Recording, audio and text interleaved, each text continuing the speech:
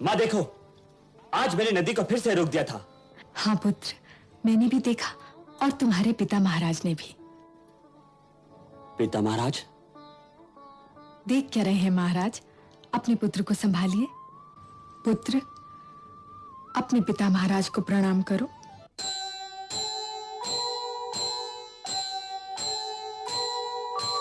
आस कह रही श्वास से धीरज धरना सीख, मांगे बिन मोती मिले, मांगे मिले न भीख, मांगे मिले न भीख। तुम्हारा नाम क्या है पुत्र? माँ ने मेरा नाम देवव्रत रखा है। धनुर्विद्या किससे सीखी है? ऋषि भार्गव से पिता महाराज। आप क्या समझे थे आर्यपुत्र कि मेरी ममता पुत्र प्रेम में अंधी होकर इसे युवराज कह गई? मुझे भरतवंशियों की इस परंपरा का ज्ञान है कि वो जन्म में नहीं कर्म में विश्वास करते हैं, कि वो जन्म भोगी नहीं कर्म योगी होते हैं।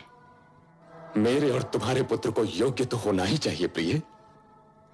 यह आवश्यक नहीं था आर्यपुत्र, परंतु हस्तिनापुर की राजगद्दी पर कर्म का ही अधिकार चला आ रहा है, इसलिए मैंने आवश्यक समझा कि देवव्रत ऋषि वशिष्ठ से वेद और वेदांत की शिक्षा प्राप्त करे और गुरु बृहस्पति से राजनीति सीखे, जो इसने किया। और जब ऋषि भार्गव ने यह कह दिया कि अब त्रिलोक में इस बालक के वाणों का सामना कोई नहीं कर सकता, तो मैंने सोचा कि अब समय आ गया है कि हस्तिनापुर को उसका युवराज लौटा दिया जाए। गंगे,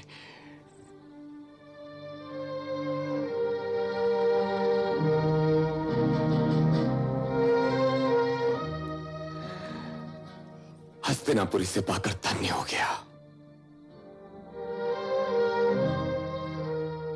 अब तुम अपने पिता महाराज के साथ हस्तिनापुर जाओ, जहां इतिहास तुम्हारी प्रतीक्षा कर रहा है। और आप माते? वृक्ष की छाया वृक्ष से बंधी होती है, वो चाहकर भी यात्री के साथ आगे नहीं जा सकती। तुम्हारे लिए मैं भी एक ऐसी ही छाया हूं, समय के वृक्ष से बंधी हुई। अब तुम अपने पिता महाराज के साथ जाओ और हस्तिनापुर में अपने कर्तव्यों का पालन करो। जो आज्ञा माते।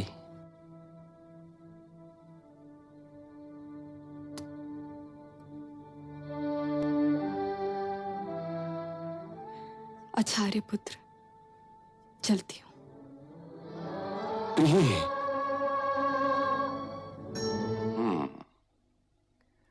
परंतु वत्स, तुम्हें तो तुम्हारी माता ने विद्याधनी बनाकर हमारे पास भेजा है। विद्यार्थी तो सदा विद्यार्थी ही रहता है पिताश्री। विद्याधनी तो केवल भगवान है। विद्यार्थी तो केवल विद्या का प्रसाद ही पाता है। तो फिर यह प्रसाद हमसे बांटो पुत्र।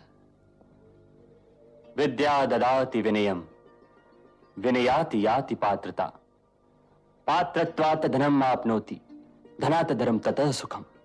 अत्यंत सुंदर, अत्यंत सुंदर पुत्र।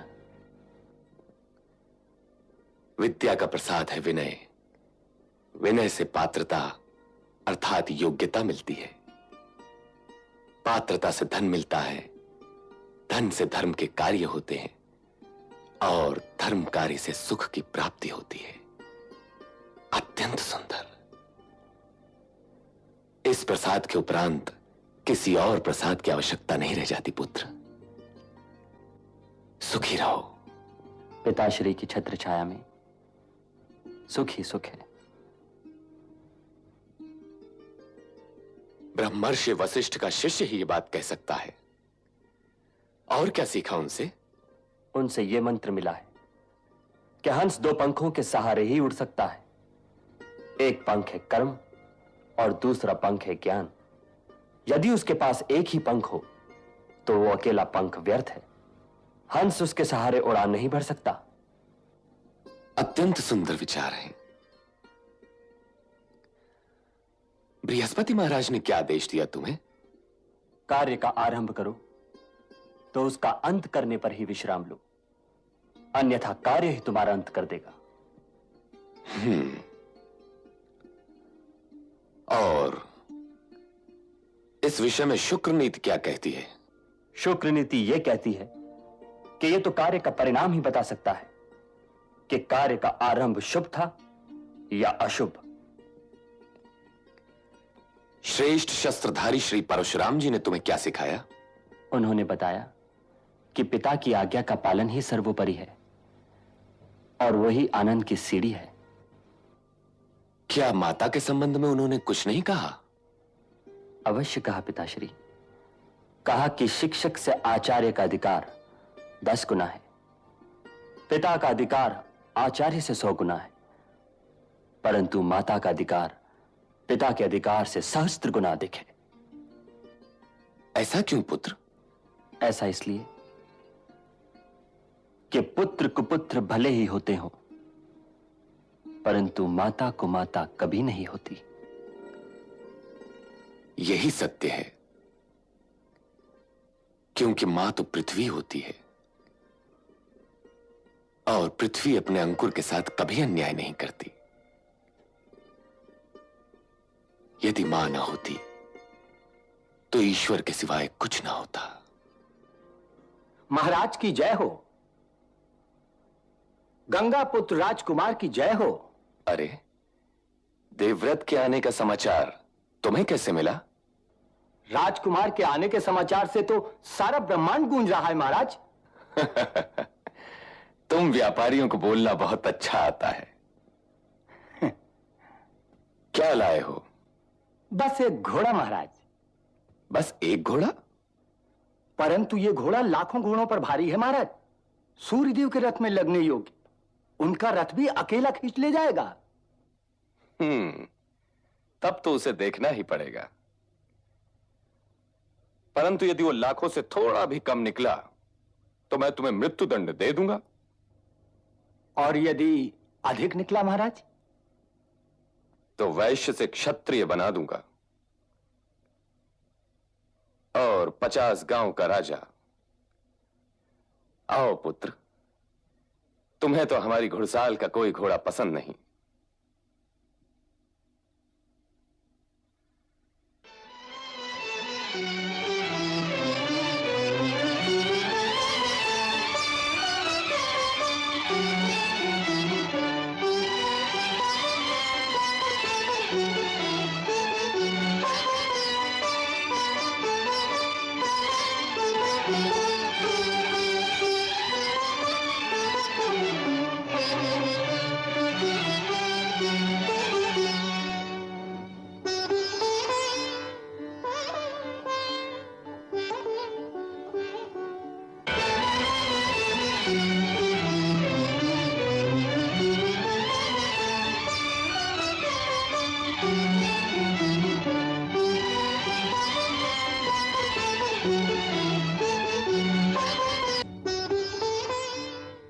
ये शस्त्र क्यों पुत्र? क्षत्रिय के लिए वस्त्र से भी अधिक शस्त्र आवश्यक है। क्षत्रिय शस्त्र के बिना अकेला अधूरा लगता है महाराज। घोड़ा तो अच्छा है पुत्र। मैं भारतवर्ष के सारे राज दरबार देखता चला रहा हूं महाराज। कोई भी वीर महावीर इस घोड़े पर काठी न चढ़ा पाया। व्यापारियों को अभिमान शोभा नहीं देता व्यापारी।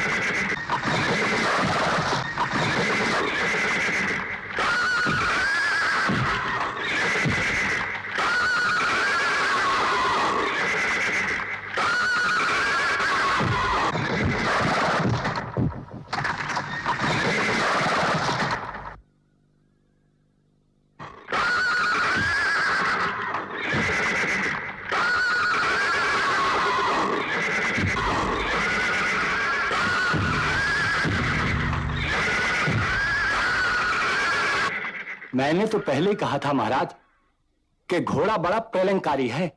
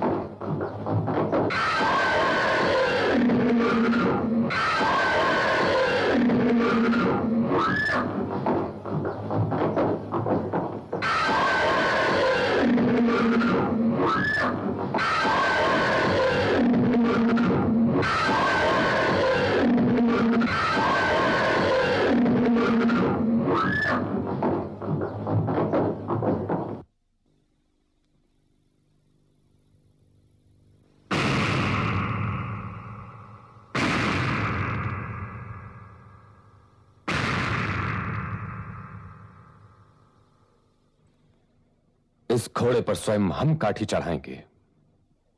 एक साधारण घोड़े के लिए आपका जाना उचित नहीं महाराज, मुझे आज्ञा दीजिए। नहीं नहीं पुत्र नहीं। क्षमा चाहता हूं पिता महाराज, परंतु ये सेवक इस घोड़े पर काठी चढ़ाने का निर्णय ले चुका है। महाराज ठीक कह रहे हैं महाराज कुमार, आप इस जोखिम में क्यों पड़े? महाराज कुमार तो जोखिम में पड़ने के लिए ही जन्म लेते हैं व्यापारी। आज्ञा है पिता महाराज। जाओ पुत्र, तुम्हारी विजय हो।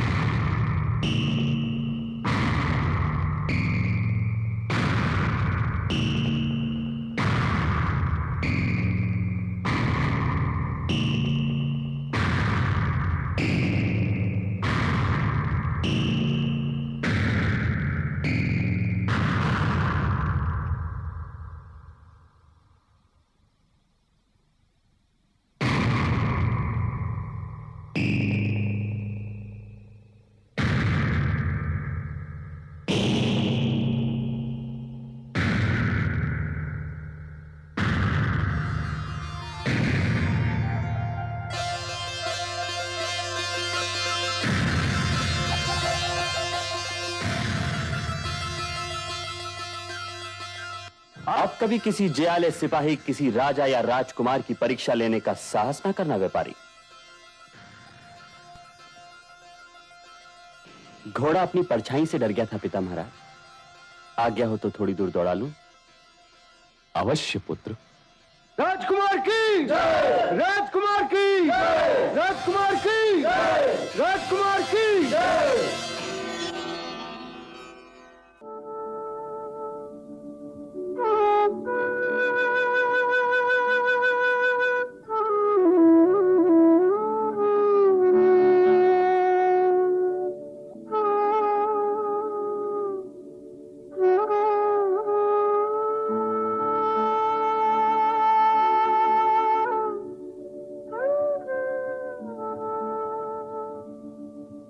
अरे पुत्र तुम?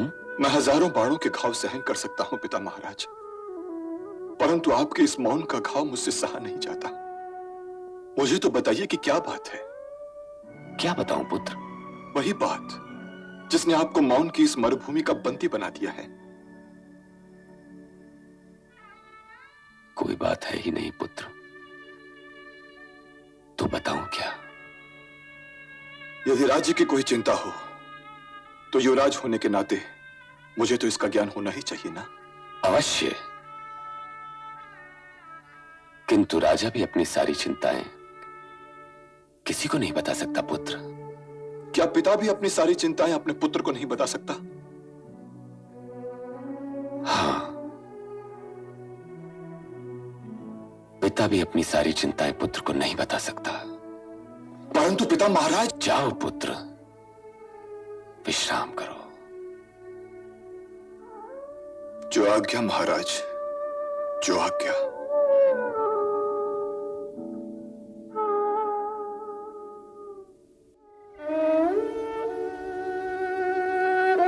पिता महाराज,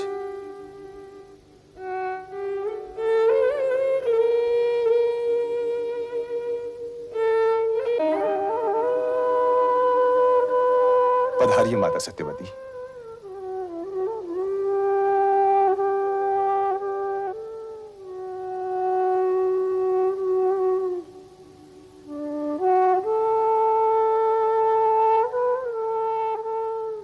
आप बिना कारण ही हिचकिचाए थे पिता महाराज। आपको मेरी ओर से यह वचन देने का पूरा अधिकार था कि माता सत्यवती का ज्येष्ठ पुत्र ही राज करेगा। परंतु पुत्र, मैं हस्तिनापुर के राज सिंहासन का नहीं, आपका पुत्र हूं। आपके सुख की सेवा करना मेरा कर्तव्य है, और इसीलिए इस कर्तव्य का पालन करने के लिए मैंने आजीवन ब्रह्मचर्य की प्रतिज्ञा कर ली। नहीं, नहीं, इतनी भीषण, इतनी भयंकर प्रतिज्ञा पुत्र नहीं देवव्रत, नहीं। भूल जाइए पिता महाराज। कैसे भूल जाऊं पुत्र, कैसे भूल जाऊं कि तुमने मेरे आनंद के लिए अपने जीवन के सारे सुखों का त्याग कर दिया।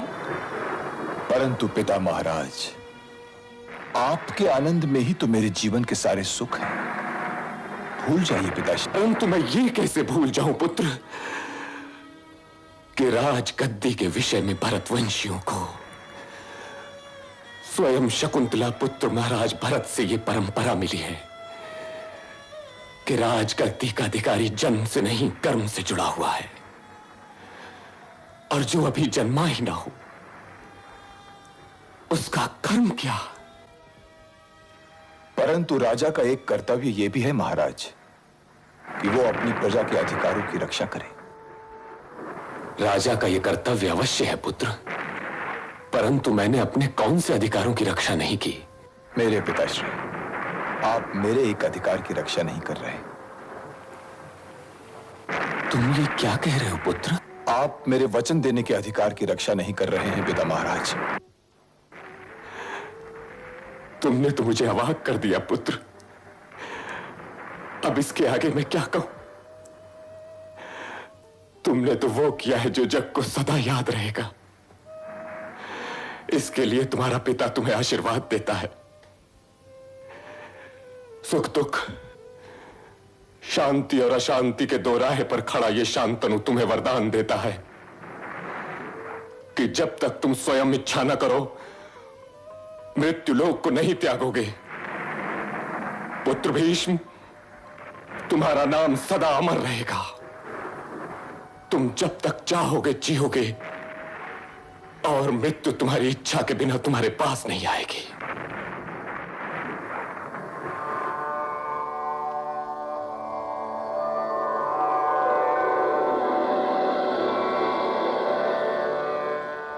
माते, पिताश्री को समझाइए कि मेरे साथ चाहे न्याय हुआ हो चाहे अन्याय, वो स्वयं मैंने ही किया है।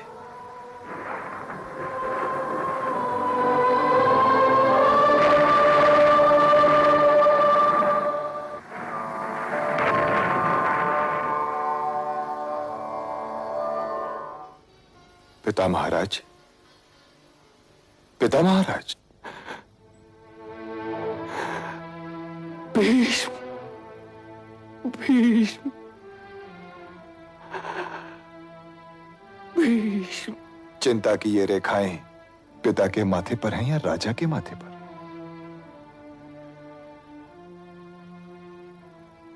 दोनों के माथे पर। तो पहले मैं पिता से पूछूं या राजा से?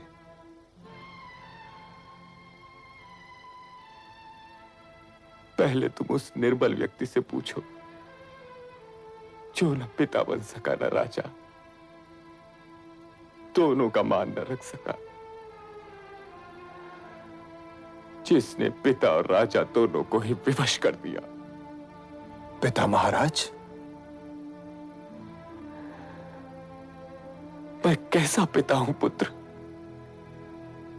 कि जिसने अपनी प्रेम तृष्णा में विवश होकर तुम जैसे आदर्श पुत्र के जीवन को एक अनंत मृग तृष्णा में धकेल दिया। और कैसा राजा हूं मैं कि एक योग्य युवराज को उसके पद से हटाकर हस्तिनापुर का भविष्य एक ऐसे बालक के हाथ में सौंप दिया जिसका कि अभी जन्म भी नहीं हुआ, और जिसके बारे में कोई यह भी नहीं कह सकता कि आगे चलकर वो इस राजगद्दी के योग्य होगा भी या नहीं।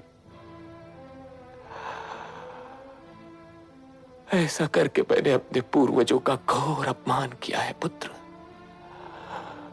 घोर अपमान किया है।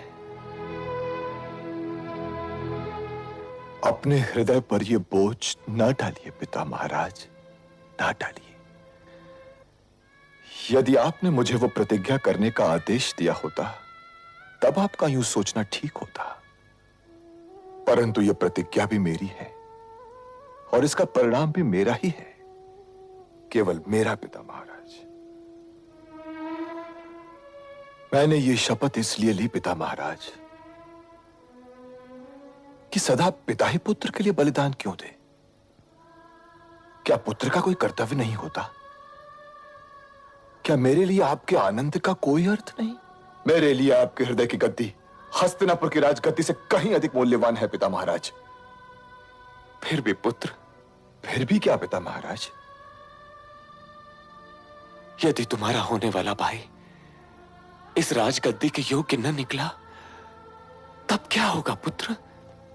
तो जो वचन मैंने हस्तिनापुर को दिया है वही वचन आज मैं आपको भी देता हूं पिता महाराज, कि जीवन भर कुरुवंश और हस्तिनापुर के इस राज सिंहासन की सेवा और रक्षा करूंगा, और इसके सिवा मेरे जीवन का कोई और लक्ष्य नहीं होगा।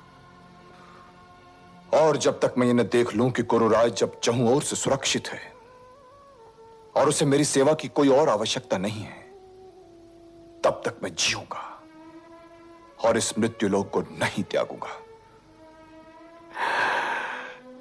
तुम जैसा पुत्र लोक और परलोक दोनों में धन्य है।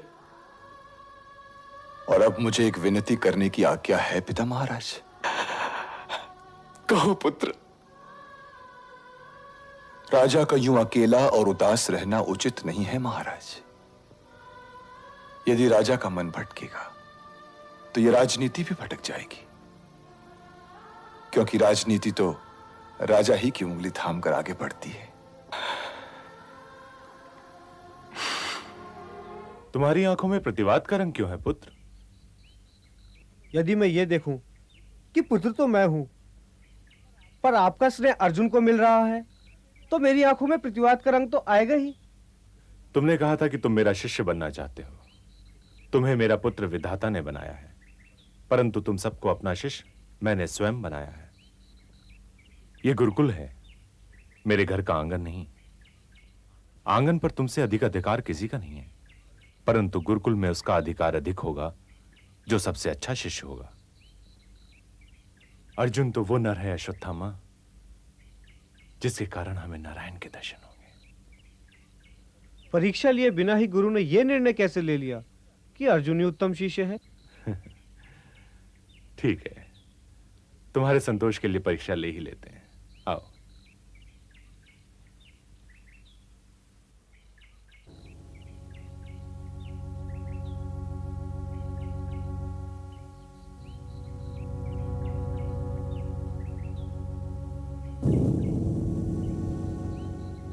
राजकुमारों, इस वृक्ष पर एक पक्षी रूपी यंत्र है जो तुम सबका लक्ष्य होगा।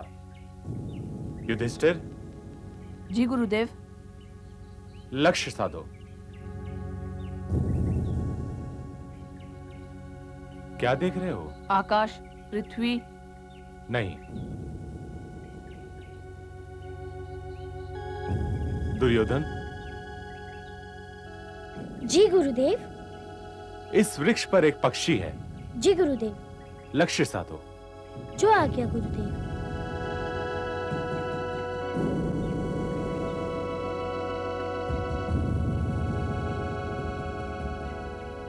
क्या दिखाई दे रहा है?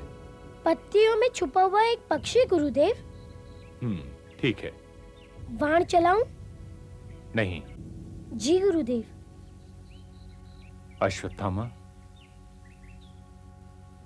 जी गुरुदेव। लक्ष्य साधो।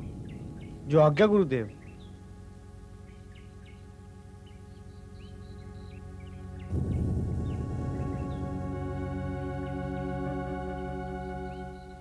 क्या दिखाई दे रहा है? आपके चरण, वृक्ष और पत्तियों में छिपा हुआ यंत्र। ठीक है, जाओ। जो आज्ञा गुरुदेव। अर्जुन, जी गुरुदेव। लक्ष्य साधो। जो आज्ञा गुरुदेव।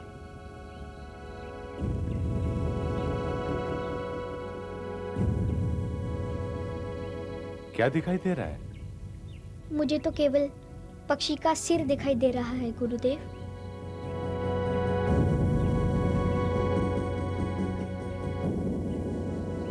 और अब? अब मुझे केवल उसकी एक आंख ही दिखाई दे रही है गुरुदेव। ठीक है वत्स।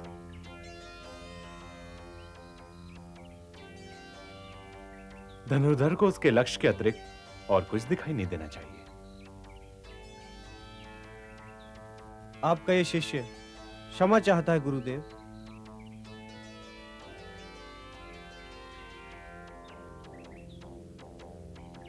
तुम तो मेरा जीवन प्रकाश हो पुत्र, परंतु ईर्ष्या करना अच्छी बात नहीं है, क्योंकि ईर्ष्या मनुष्य के गुणों को दीमक की भांति चाट जाती है। द्रोण के उत्तराधिकारी तुम हो, परंतु द्रोणाचार्य का सर्वश्रेष्ठ धनुधर शिष्य ये कुंती पुत्र अर्जुन है। पिताश्री, पिताश्री। वत्स, क्या बात है पुत्र? मैं भी यही पूछने आया हूं कि बात क्या है। यह मैं क्या सुन रहा हूं कि पिताश्री भ्राता युधिष्ठिर को युवराज नियुक्त करने वाले हैं, और वो भी किसी दबाव में आकर। वो कौन है जो हस्तिनापुर नरेश पर दबाव डाल सकता है? इतना उत्तेजित होने की आवश्यकता नहीं है पुत्र। उत्तेजित होने की बात है पिताश्री। क्या ये जानकर भी नरेश के ज्येष्ठ पुत्र को उत्तेजित नहीं होना चाहिए कि स्वयं उसका पिता उसका अधिकार किसी दूसरे को देने जा रहा है? नरेश का ज्येष्ठ पुत्र मैं और युवराज नियुक्त हो गई, और ये मैं कभी सहन नहीं कर सकता। भरत वंशियों में केवल ज्येष्ठ पुत्र होना पर्याप्त नहीं पुत्र। स्वयं महाराज भरत ने भी। सम्राट भरत की बात मत कीजिए मातेश्वरी। वो तो शताब्दियों पुरानी बात है। यदि समय पीछे मुड़कर देखता रहेगा तब तो समाज आगे बढ़ ही नहीं सकता।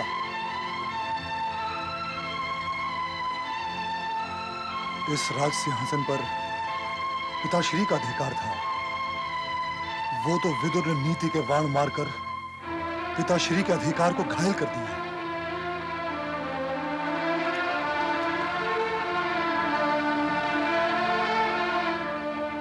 नेत्रहीन पिताश्री है माताश्री, मैं नेत्रहीन नहीं हूं, और मैं विचित्र वीर्य के ज्येष्ठ पुत्र का ज्येष्ठ पुत्र हूं, और इस नाते हस्तिनापुर के राज मुकुट पर सबसे पहला अधिकार मेरा है, और किसी अन्य का युवराज नियुक्त होना मेरा अपमान है, और आपने अपने इस बेटे का अपमान सहन करना नहीं सिखाया है।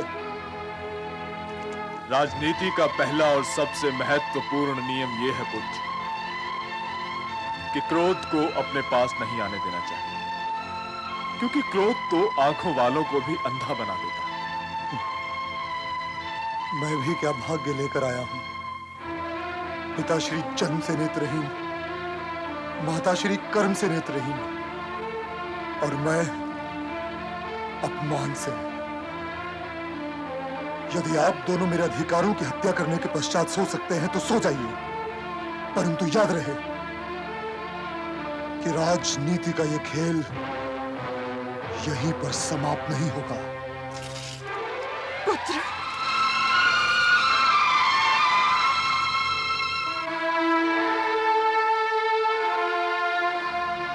आर्य पुत्र, मेरा हाथ थाम लीजिए। आज मुझे डर लग रहा है। लगता है हम दोनों के स्नेह ने दुर्योधन को बिगाड़ दिया है। मुझे ऐसा नहीं लगता। उसने जो प्रश्न किया वो प्रश्न तो ठीक ही था। यदि मैं नेत्रहीन ना रहा होता तो अनुज पांडु को ये राज सिंहासन क्यों मिला होता? मेरे नेत्रहीन होने का दंड मेरा पुत्र क्यों भुगते? देखता हूं विदुर का नीति ज्ञान इस प्रश्न का क्या उत्तर देता है। विदुर की नीति से मत घबराइए, अपने ताजशी की ओर देखिए। वे किसी के साथ अन्याय नहीं होने देंगे।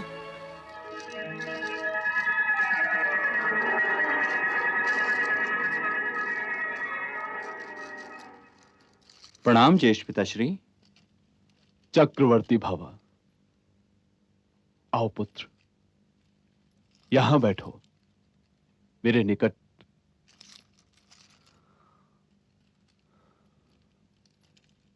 मैं एक बड़े धर्म संकट में हूं पुत्र, और यदि मैं ये ना जानता होता कि तुम मेरी सहायता अवश्य करोगे तो मैं आत्महत्या कर लेता। आप आदेश तो दीजिए ज्येष्ठ पिताश्री। छोटे अपने बड़ों की सहायता नहीं करते, वे तो आदेशों को मानते हैं, आज्ञा पालन करते हैं। मेरी बातें ध्यान से सुनो पुत्र। तुम पांचों भाई उस अनुज पांडु के उत्तराधिकारी हो जिसने लगभग पूरी पृथ्वी जीत ली थी। विजयश्री उसकी अधीन थी, परंतु जब तक मैंने उससे यह नहीं कहा कि यह सिंहासन ग्रहण करो, तब तक उसने यह सिंहासन ग्रहण नहीं किया, जबकि इस सिंहासन पर उसका अधिकार भी था।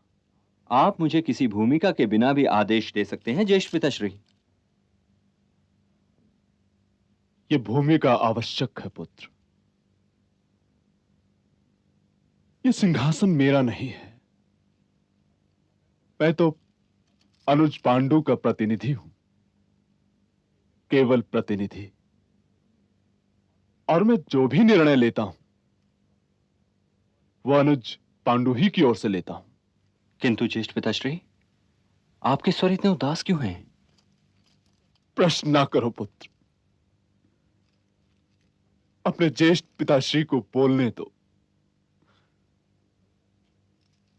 क्योंकि ये सब मैं दुर्योधन से नहीं कह सकता। उसका अभिमान मेरे और उसके बीच की दीवार है। मेरी समस्या यह है पुत्र कि मैं प्रिय हस्तिनापुर को किसी संकट के द्वार पर नहीं छोड़ सकता। पूर्वजों को मुंह दिखाने योग्य जाना चाहता हूं यहां से। यदि राज्य तुम्हें देता हूं तो दुर्योधन का अभिमान आड़े आता है, और यदि राज्य दुर्योधन को देता हूं तो तुम्हारे साथ अन्याय होता है।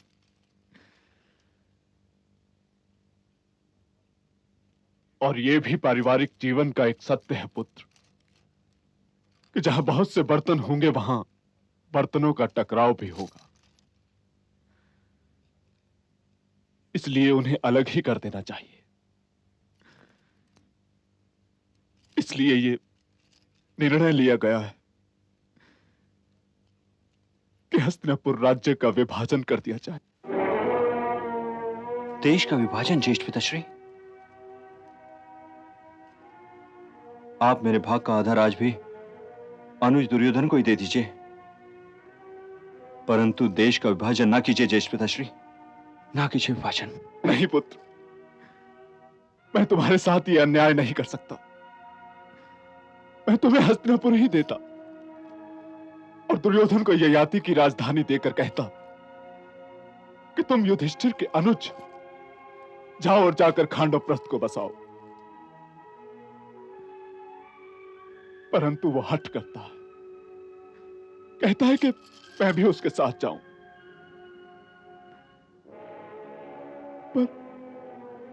मैं तो हस्तिनापुर की परछाई हूं। मैं इसे छोड़कर कहां जाऊं? इसलिए मैं चाहता हूं कि तुम खांडवप्रस्थ को बसाओ। मेरे कहे की लाज रख लो पुत्र। आज्ञा का पालन होगा ज्येष्ठ पिताश्री। सज्जनता फिर झुक गई, देखा बेबस रूप, पांडुसुतों के हित बनी, फिर वही काली धूप।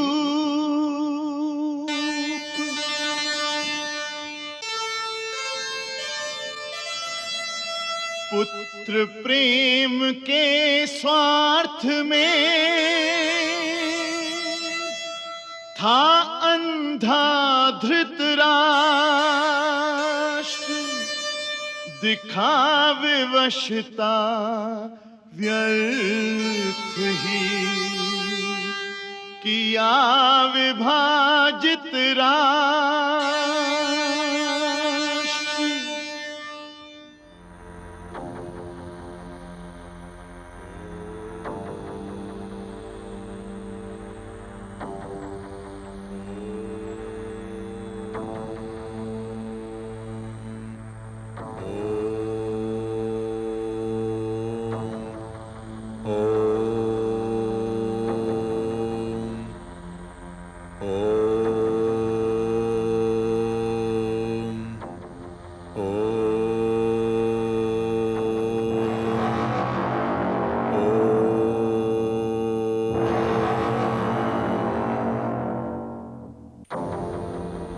मुझसे कितनी प्रतीक्षा कराओगे कुंती पुत्र अर्जुन?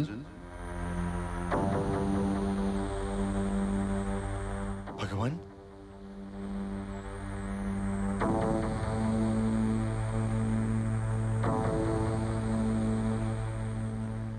प्रभु नमन स्वीकारे। आयुष्मान भव। तपोवन में शस्त्रों की क्या आवश्यकता है कुंती पुत्र? शस्त्र तो क्षत्रिय की आत्मा होते हैं भगवान, तो क्या आत्मा बिना तपस्या संभव है?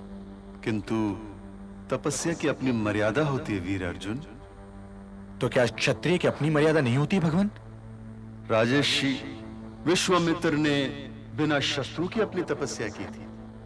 राजर्षि विश्वामित्र ब्राह्मण बनना चाहते थे।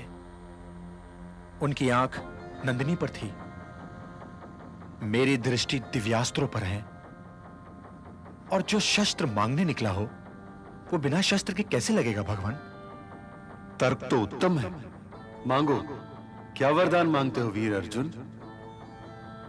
मुझे दिव्यास्त्र दीजिए भगवान, दिव्यास्त्र। उन्हें पाने के लिए तुम्हें महादेव को प्रसन्न करना पड़ेगा। पहले उनसे पाशुपतास्त्र मांगो। उनकी कृपा के उपरांत ही तुम्हारे लिए स्वर्ग के द्वार खुल जाएंगे। दिव्यास्त्रों के लिए तुम्हें तो स्वर्ग की यात्रा करनी पड़ेगी अर्जुन। जो आज्ञा भगवान।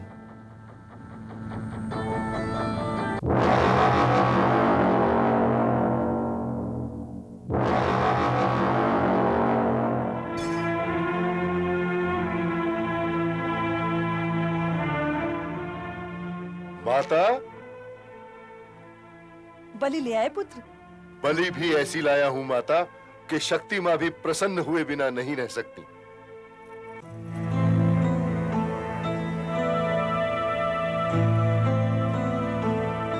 आर्यपुत्र।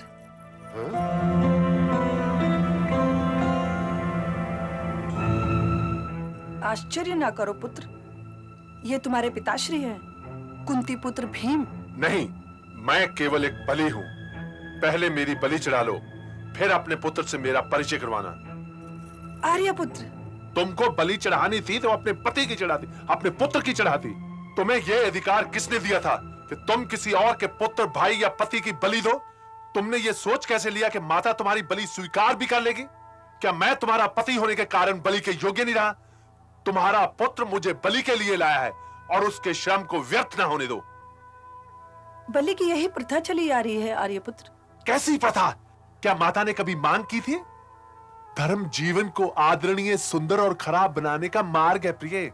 धर्म से जीवन के इस अपमान का नाता ना जोड़ो। मैं क्षमा चाहती हूँ आर्यपुत्र। मैं कौन होता हूं क्षमा करने वाला? क्षमा मांगो इन माता से जिनका तुम अपमान करने जा रही थी।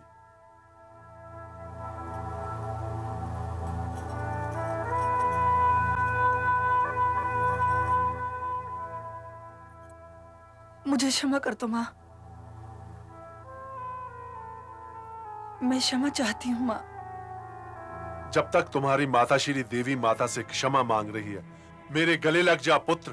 गले नहीं लगूंगा, चरण स्पर्श करूंगा। पिता की आज्ञा का पालन नहीं करोगे? मुझे क्षमा कीजिएगा पिताश्री, परंतु यदि ये केवल मेरी माता रही होती तो भी ईश्वर की आज्ञा के पालन के पश्चात इन्हीं की आज्ञा पालन मेरा धर्म है। और ये मेरी माता ही नहीं, मेरी गुरु भी हैं, इसलिए पहले चरण स्पर्श की आज्ञा दीजिए। आयुष्मान भव। किंतु मैं तुझे गले कैसे लगाऊं पुत्र? जो आज्ञा पिताश्री।